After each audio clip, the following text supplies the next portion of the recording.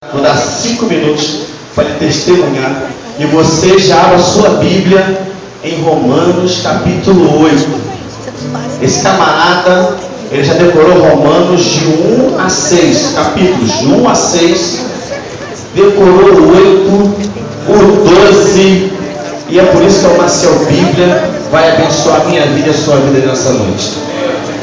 Boa noite, graça e a paz, amém? Amém. Quero contar aqui rapidamente que o meu testemunho, sou pernambucano da cidade de Petrolina, a melhor cidade do Brasil na minha concepção, né?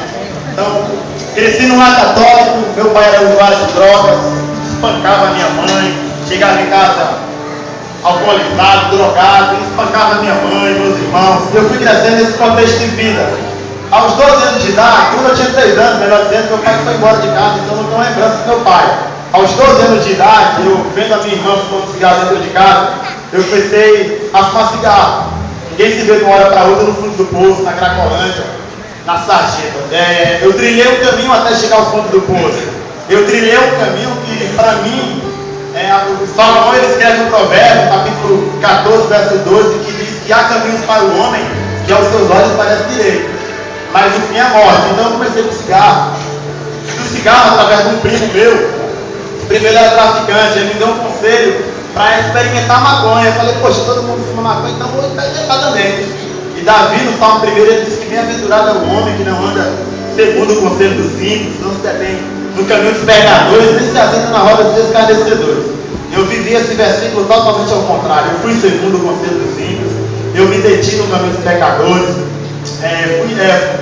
me assentei na roda dos escarnecedores e conheci a maconha. E tem um salmista, no Salmo 42, verso 7, a parte A, que ele diz que um abismo chama outro abismo. Então, do cigarro eu conheci a maconha. Da maconha, um colega meu estudou, o nome dele é Adriano, o finado Adriano, ele estudou comigo da primeira até a quarta série. E houve um acontecimento no meu bairro, que eu tive que sair fora, eu e minha família. E o Adriano ficou lá, terminou o segundo grau, um camarada muito inteligente. Passou alguns anos, eu me encontrei com o Adriano novamente. O Adriano já era traficante, fez uma peça que ele entrar no tráfico de drogas, começou a colar com uma quadrilha lá, começou a fazer assaltos. E ele, traficante já, traficando cocaína, ele me convidou para vender cocaína com ele, trabalhar vendendo cocaína. Eu aceitei o convite, mais uma vez, no segundo conselho dos ímpios. E comecei a vender cocaína. E quando eu dei por mim, eu já estava cheirando cocaína. E quando eu caí em si, já estava dependente da cocaína também. Segunda carta do apóstolo Pedro, capítulo 2, versículo 19, a parte B, diz que aquele que é vencido torna-se escravo do vencedor. Cocaína, cigarro, maconha me venceu, e eu me tornei escravo dessas drogas. E por fim, eu conheci o crack. Quando eu estava vendendo cocaína na minha casa, minha mãe foi para São Paulo, meu irmão estava preso, e minha mãe foi para São Paulo, e eu fiquei sozinho em casa do jeito que o diabo gosta, fumando, bebendo, cheirando, fazendo a vontade da carne e dos pensamentos. E certa vez o camarada cheirando cocaína comigo, ele falou, poxa, Marcelo, experimenta o crack, cara. O crack é droga, vai ficar doidão. É mais doido do que a cocaína. Eu disse, mas demorou. Toda a chuva para se molhar. Aí experimentei o crack, enquanto eu fumava maconha, cheirava cocaína, eu tinha minha roupa, trabalhava, eu tinha meu dinheiro, dava para me ajudar minha mãe. Mas quando eu fiz o crack, aí já era. O crack é a droga que você dá para a morte e começa a dar com ela. De uma hora para outra eu vivi no fundo do poço. Fumei tudo dentro de casa, comecei a manipular minha família, assaltar, bater a droga, trabalhava, assaltava, manipulava minha família, e tudo que eu ganhava não dava para sustentar o vício. Fui para São Paulo em 2009, melhor dizendo. E em 2010 eu já estava sem esperança mesmo, sem perspectiva de vida. Nem eu mesmo acreditava que Deus poderia mudar a minha história. Foi quando Deus ele abriu uma porta, fui me recuperar, fiz o projeto Cristolândia. Deus me abençoou, mudou a minha história, mudou o meu caráter, mudou o meu coração. A Bíblia diz que se pois o Filho vos libertar, verdadeiramente sereis livres. Não existe técnicas humanas que tem poder de mudar a história desse menino que estava naquela colônia, que tem poder de mudar a minha história. Por mais que o ser humano ele se esforce para tirar o camarada da Cracolândia, ele por si só ele não pode fazer nada. Só quem pode mudar o coração do homem é Jesus, é Deus. Ezequiel 36, 26 diz assim, Deus ele fala assim, vos darei um coração novo, porém dentro de vós um espírito novo, tirarei de vós o coração de pedra e vos darei um coração de carne. Então só quem tem poder de mudar o nosso coração é Jesus. Foi o que aconteceu, Deus mudou minha história. Quando eu estava com ele na Cristolândia, o pastor Humberto me convidou para ir para o Rio de Janeiro, fazer o curso do Radical, eu aceitei o convite. E estou até hoje aqui no Rio de Janeiro, pregando o Evangelho na Cracolândia. Deus falou muito em meu coração. 1 Pedro 2,9, vós sois a geração eleita, sacerdócio real, a nação santa, povo adquirido, para que anuncieis as virtudes daquele que vos chamou das trevas, para a sua maravilhosa luz. Eu entendi que Deus ele tirou das trevas para pregar o Evangelho, para ser luz. Esse é o objetivo. Então, resumindo a minha vida. Agora eu quero recitar Romanos 8, tá bom? Em Romanos aí. Então eu vou pregar aqui a noite inteira, eu vou contar. Deus é fiel, né? Amém? Romanos capítulo 8. Deus, eu coloquei o propósito no meu coração de decorar essa carta. Então eu peguei outro capítulo e estou entrando no 9 agora. Eu quero recitar Romanos 8 aqui, declamar Romanos 8, amém? Eu quero te convocar a decorar a Bíblia, a memorizar a Bíblia e a pregar a Bíblia, amém? Romanos capítulo 8 diz assim: portanto agora nenhuma condenação há para os que estão em Cristo Jesus. Porque a lei do Espírito da vida em Cristo Jesus te livrou do pecado e da morte. Porquanto o que fora impossível além do que estava enfermo pela carne, Cristo fez Deus, enviando seu próprio Filho em semelhança de carne pecaminosa, e no tocante ao pecado. E com efeito condenou Deus na carne e pecado, a fim de que o preceito da lei se cumprisse em nós, que não andamos segundo a carne, mas segundo o Espírito. Porque os que se inclinam para a carne cogitam das coisas da carne, mas os que se inclinam para o Espírito, das coisas do Espírito. Porque o pendor da carne dá para a morte, mas o pendor do Espírito para a vida e paz.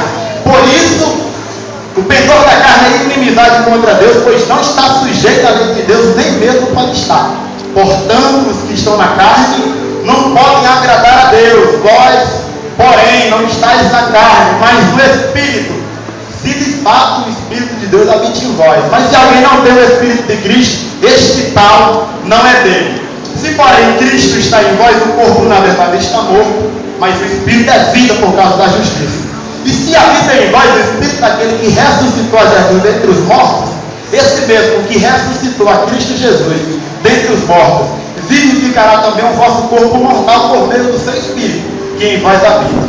Assim, pois, irmãos, somos devedores, não a carne, como se constrangidos a viver segundo a carne. Porque se viverdes segundo a carne, caminhais para a morte, mas se pelo Espírito mortificar o suspeito da carne, certamente vivereis. Verso 14: pois todos os que são guiados pelo Espírito são filhos de Deus. Porque não recebestes o espírito de escravidão para viverdes outra vez atemorizados, mas recebestes o espírito de adoção, baseados no qual clamamos: Abba, Pai. O próprio Espírito testifica com o nosso Espírito que somos filhos de Deus. Se somos filhos, somos herdeiros, herdeiros de Deus e co-herdeiros com Cristo. Se com Ele sofremos, também com Ele seremos glorificados. Porque para quem tem por certo que as aflições do tempo presente não vai se comparar com a glória por vir a ser revelada em nós. A ardente expectativa da criação aguarda a revelação dos filhos de Deus. Porque a criação está sujeita à vaidade, não voluntariamente, mas por causa daquele que a sujeitou, na esperança de que a própria criação será redimida do cativeiro da corrupção para a liberdade dos filhos de Deus. Porque toda a criação a um só tempo geme, suporta angústias até agora, e não somente ela, mas também nós, que temos as primícias do Espírito, igualmente gememos em nosso íntimo, aguardando a adoção de filho, a redenção do nosso corpo. Porque na esperança fomos salvos. Ora, esperança que se vê não é esperança, pois o que alguém vê como espera, mas se esperamos o que não vemos, com paciência o aguardamos. Verso 26: também o Espírito semelhantemente nos assiste em nossas fraquezas, pois não sabemos orar como convém, mas o mesmo Espírito intercede por nós sobremaneira, com gemidos inexprimíveis. E aquele que sonda os corações sabe qual é a mente do Espírito, porque é segundo a vontade de Deus que Ele intercede por nós. Amém? Verso 28: sabemos que todas as coisas cooperam, contribuem para o bem daqueles que amam a Deus, daqueles que são chamados segundo o seu propósito. Porquanto aos que de antemão conheceu, a estes também predestinou para serem conforme a imagem do seu Filho, a fim de que ele seja o primogênito dentre muitos irmãos. E aos que predestinou, a estes também chamou. E aos que chamou, a estes também justificou. E aos que justificou, a estes também glorificou. O verso 31, toda a igreja sabe. Diz assim: que diremos, pois, à vista destas coisas? Se Deus é por nós, quem será contra nós? Aquele que nem mesmo ao seu filho poupou, antes por todos nós o entregou, porventura não nos dará com ele graciosamente todas as coisas? Quem tentará acusação contra os eleitos de Deus? É Deus que os justifica. Quem os condenará? Foi Cristo Jesus que morreu ou antes, quem ressuscitou dentre os mortos, o qual está à direita de Deus e intercede por nós. Quem nos separará do amor de Deus? Será a tribulação, ou a angústia, ou a perseguição, ou o perigo, ou a nudez, ou a fome, ou a espada? Como está escrito, por amor de ti, somos entregues à morte o dia inteiro, fomos considerados como ovelhas para o matador.